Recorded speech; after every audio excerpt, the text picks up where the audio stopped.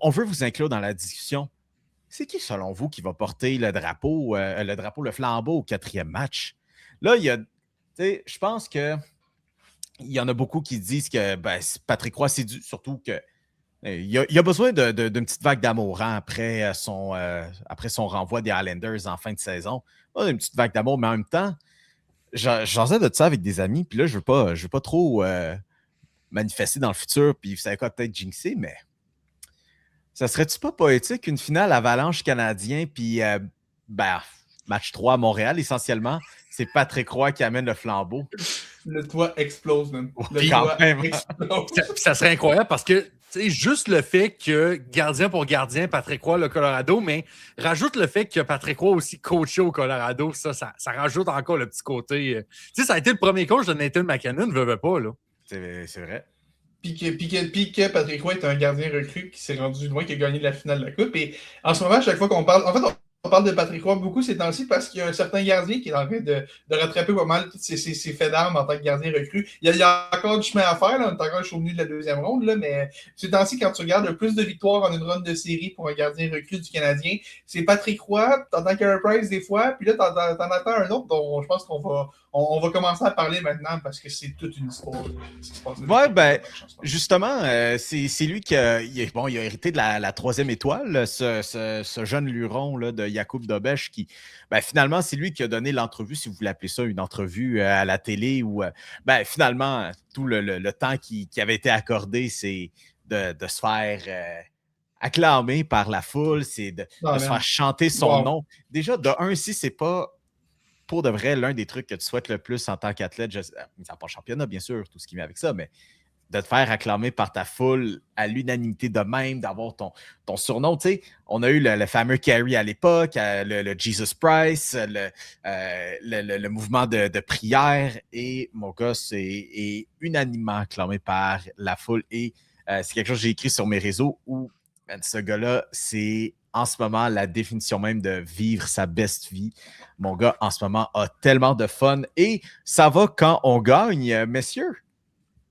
Que dire de Jakub Dobeš pour non seulement commencer cette série, mais à part un premier match, on va dire, pour tout le monde à oublier, mais ça réplique lors du deuxième match et même ça réplique ce soir, le 3e match qui, oui, Buffalo n'ont marqué que 2 buts, mais Buffalo a menacé à plus d'un tour et Jakub Dobeš a dû se signaler à plus d'un tour. Félix, je veux commencer avec toi.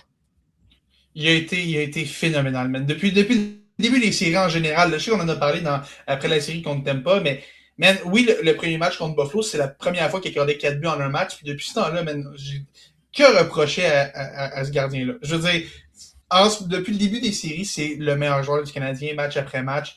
Sans rien enlever à d'excellents patineurs. On parle de New York, il y a Alain Hudson qui est phénoménal aussi. Mais man, Jakub Dobeš joue du hockey phénoménal en ce moment. J'ai l'impression que je me répète par rapport à la semaine passée. Là, je parlais exactement de la même chose après son match numéro 7, mais je le sens en confiance devant son filet. Puis oui, des fois, c'est encore des aventures.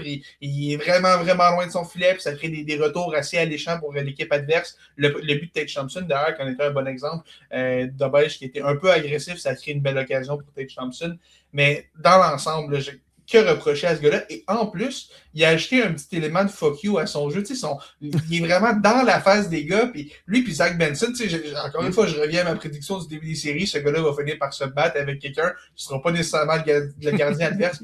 En ce moment, Zach Benson est vraiment un sérieux candidat à finir par se battre. Les bookers à Las Vegas viennent d'ajuster le odds là, en ce moment-là. Hey, mais en plus, il y avait une occasion de le faire en fin de match. La petite tirade qu'il y a eu dans le coin avec Carrier puis Jacky, mais finalement, il a décidé de s'en aller pop. Je veux dire, on en a vu des gardiens de notre vécu à avoir leur fair share de moments glorieux, de moments un peu moins glorieux. Mais là, en ce moment, je veux dire, quand on lit, quand on se fait dire à quel point, mon Dieu, que c'était magique, qu'on s'en attendait pas, que Patrick Roy arrive en 86 puis vienne voler la vedette, que Ken Dryden arrive en séries éliminatoires puis gagne une coupe. On n'est pas là encore. Puis il ne faut pas trop s'emballer avec le moment non plus, mais c'est difficile de ne pas apprécier quand même ce qui se passe en ce moment.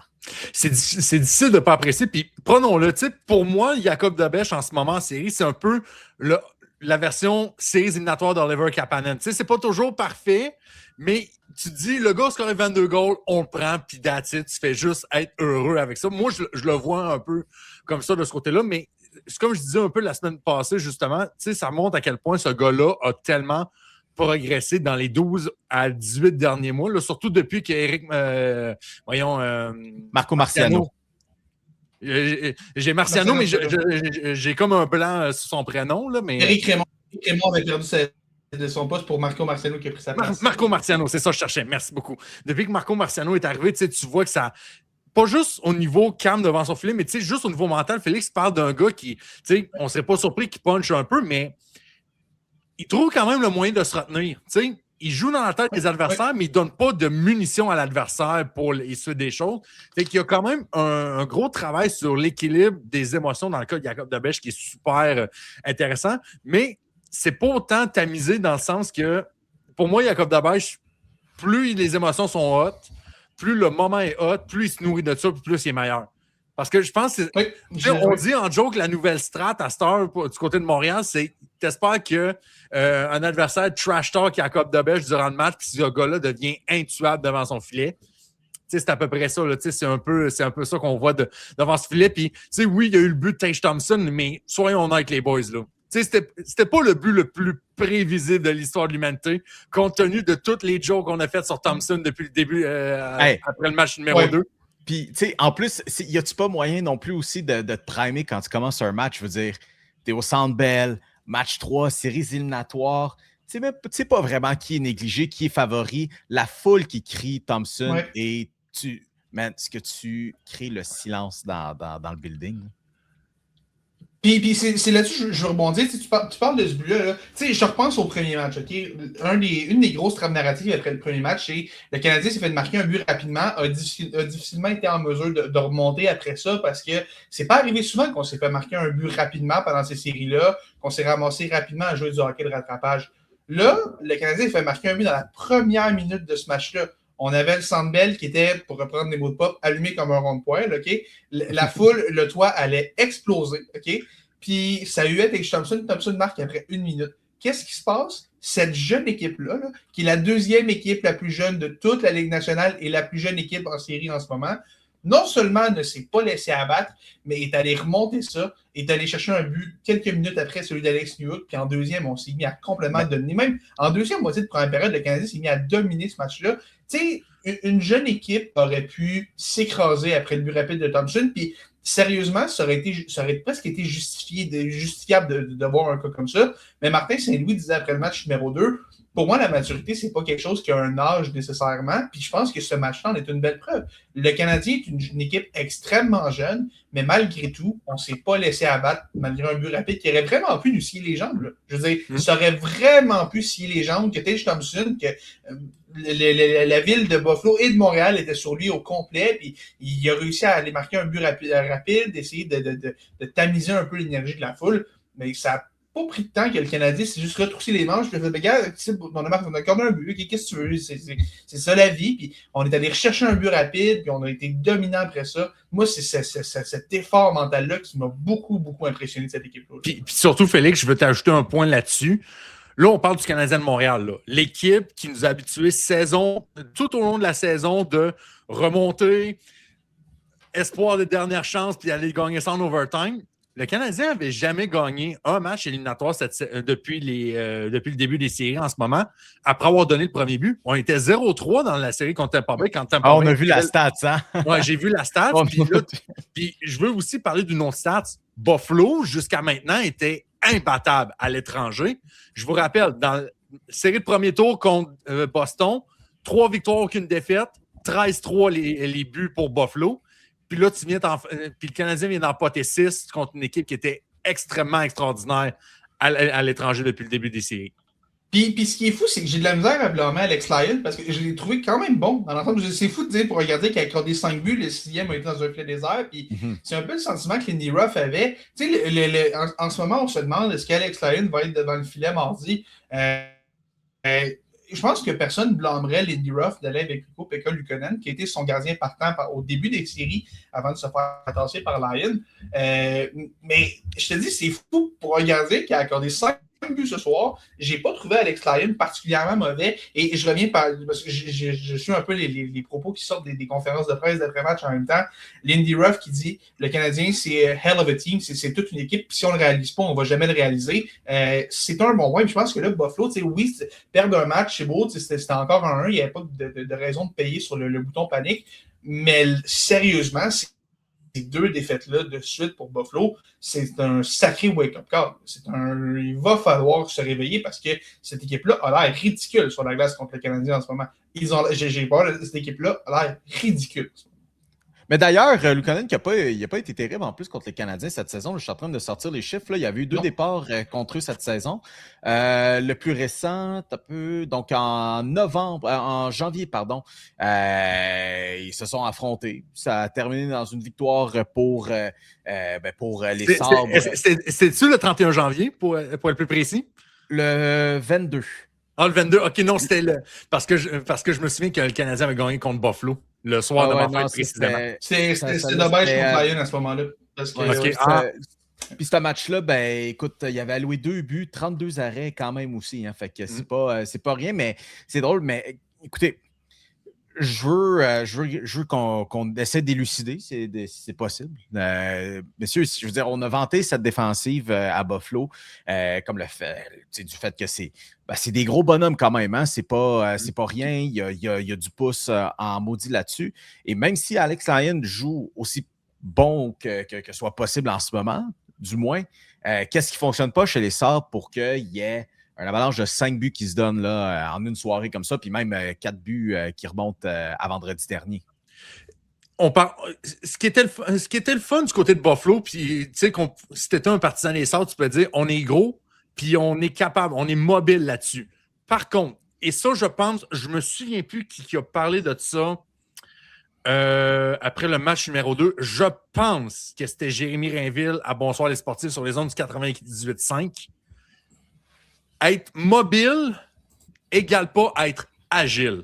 Et là, on voit que du côté de Buffalo, on est capable d'être gros, on est capable de bouger la rondelle, mais on dirait que quand le Canadien de Montréal exploite sa vitesse, oh mon Dieu que là, on se retrouve vraiment exposé jusqu'à maintenant. Et d'ailleurs, on a vanté encore une fois Jakub Dobeš, mais en ce moment, tu parles de marchand de vitesse.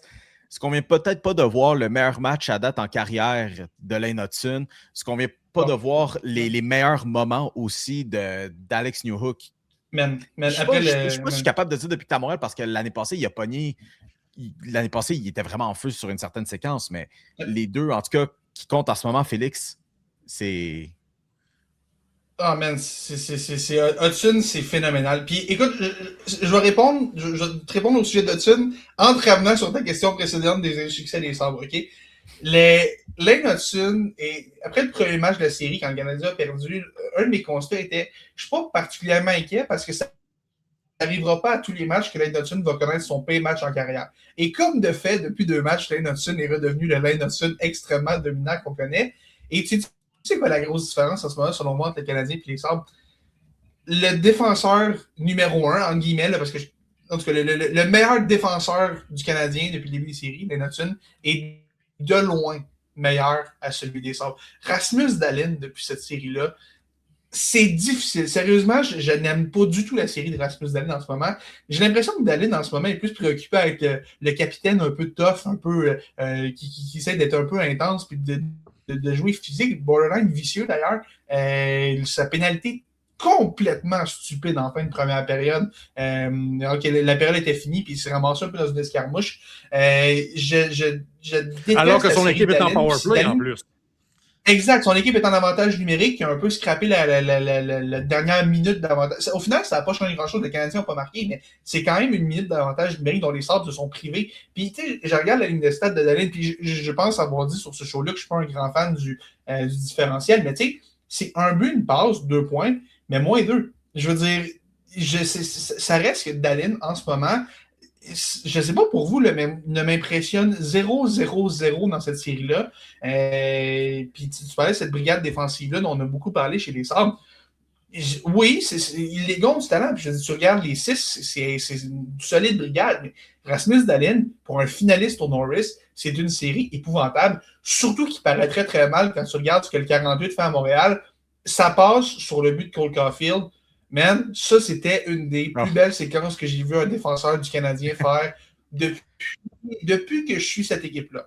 Sérieusement, je te dirais depuis.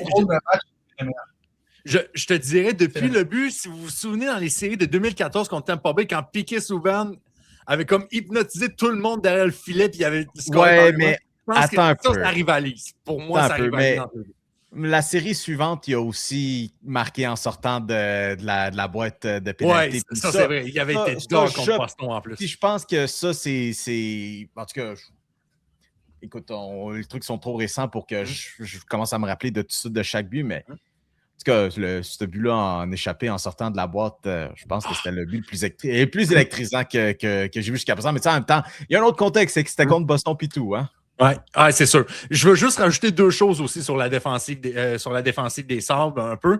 Moi, ce que je retiens surtout, c'est que le Canadien, en ce moment, est absolument vorace en échec avant derrière le filet d'Alex Lyon. Je ne sais pas combien de chances le Canadien a créé à partir d'une bataille remportée derrière le filet et que la rondelle est revenue dans l'enclave. Je pense c'est quoi? Je me souviens plus le chiffre exact. Je pense que c'est 13 ou 14 chances de marquer d'un revirement que le Canadien a eu pendant le match numéro 2. Ça s'est poursuivi dans le match numéro 3. Puis, tu sais, je pense qu'à date, des Josh Anderson, des Philippe Dano, puis tout ça, mettre un peu ce côté rough physique de la défensive des Sabres dans le poche. Et je veux juste rajouter une dernière chose sur le match de ce soir. Vous regardez le box score en ce moment, il y a 18 patineurs, excepté Jacob Debesch et Jacob Fowler. Il y a 18 joueurs qui ont joué sur la glace du Canadien. 13 ont un point ce soir. 13! Puis c'est le fun quand même, dans un contexte qu'on vous avait demandé sur nos réseaux sociaux cette semaine, même aujourd'hui, dimanche, plus précisément, qu'est-ce que ça prenait pour que le premier trio débloque? C'était pas si pire considérant que, on a parlé de Lane Hutton, on a parlé d'Alex Newhook, que tout le monde y met un petit peu du sien.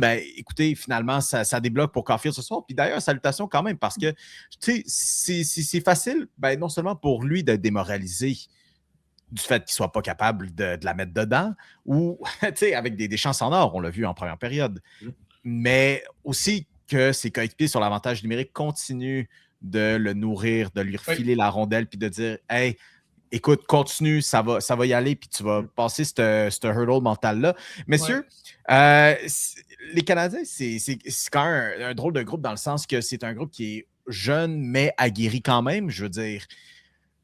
On parle comme quoi, oui, c'est les plus jeunes, deuxième plus jeune de la Ligue.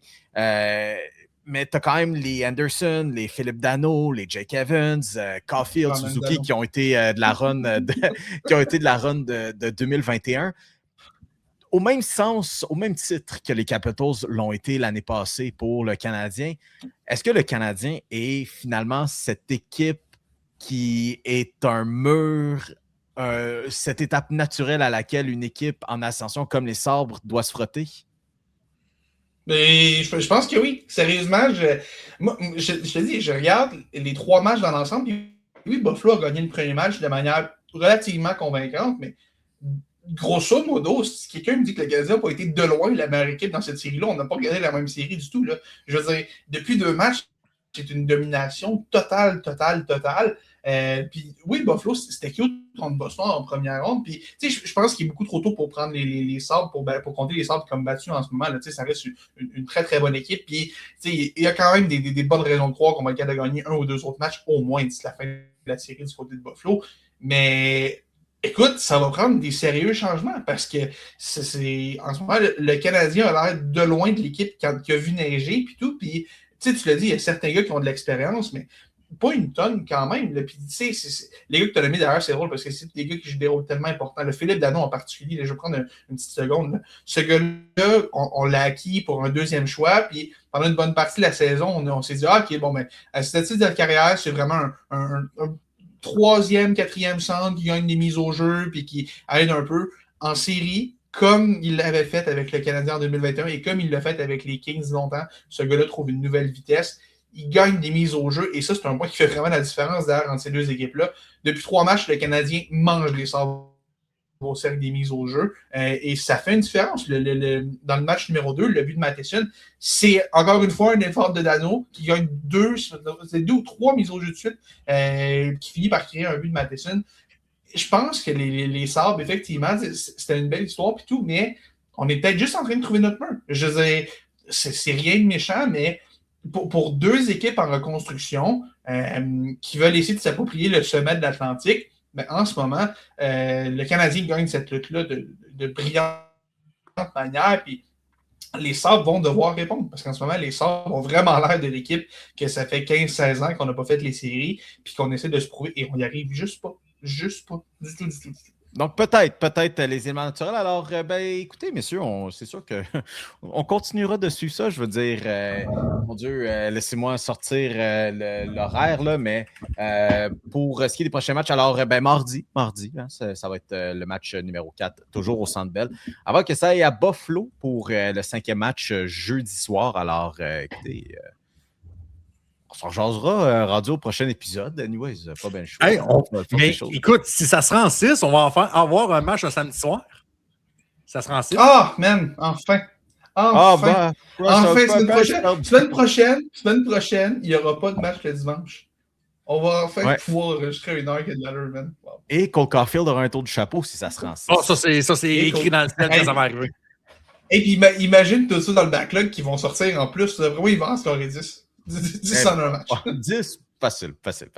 Hey, mesdames et messieurs, écoutez, vous voulez revoir un petit peu de ce qui se passe autour de l'équipe. On a une petite clip là, qu'on a publiée sur les réseaux sociaux. Si jamais là, vous voulez voir et revoir Jakub Dobeš qui, encore une fois, est en train de vivre sa meilleure vie.